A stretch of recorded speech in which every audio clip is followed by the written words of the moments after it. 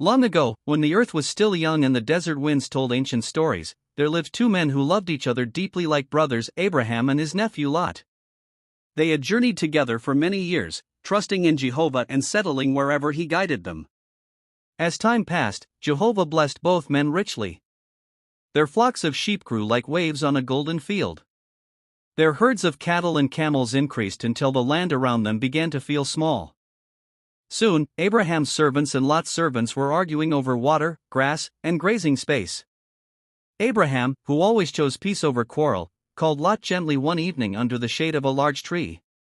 "Let there be no fighting between your people and mine," Abraham said with a calm voice. "We are family.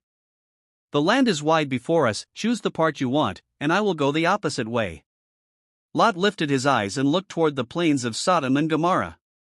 The land there was green and sparkling like a garden after the rain. Rivers flowed softly. It looked rich, comfortable, and full of promise. So Lot chose the fertile plains of Sodom, while Abraham remained in Canaan, trusting in Jehovah's direction.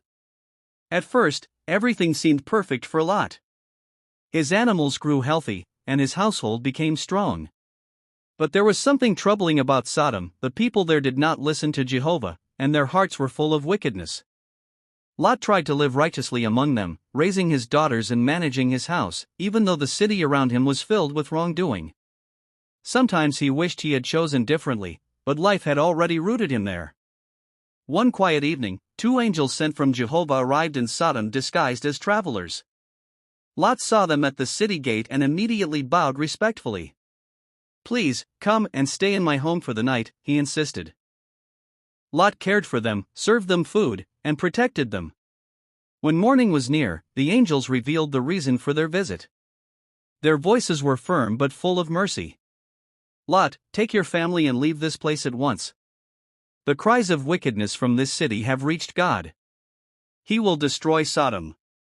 You must not stay, you must flee now." Lot trembled. He didn't want to lose everything he had built, yet he also knew the angels spoke the truth. He tried to warn his sons-in-law, but they laughed and thought he was joking. Time was running out. At dawn, the angels took Lot, his wife, and his two daughters by the hand, because God had compassion on them, and they hurried them out of the city. "Run for your life," the angels told them. "Do not look back. Do not stay anywhere on the plains. Escape to the mountains." The earth rumbled. Dark clouds rose behind them. As they were running, Lot's wife looked back and she became a pillar of salt. Lot and his daughters obeyed and kept running without turning back.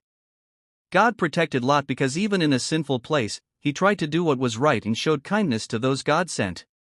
Lot lost his home and the world he once knew, but he and his daughters were saved. Later, he settled far away in the mountains, choosing a quiet life rather than riches.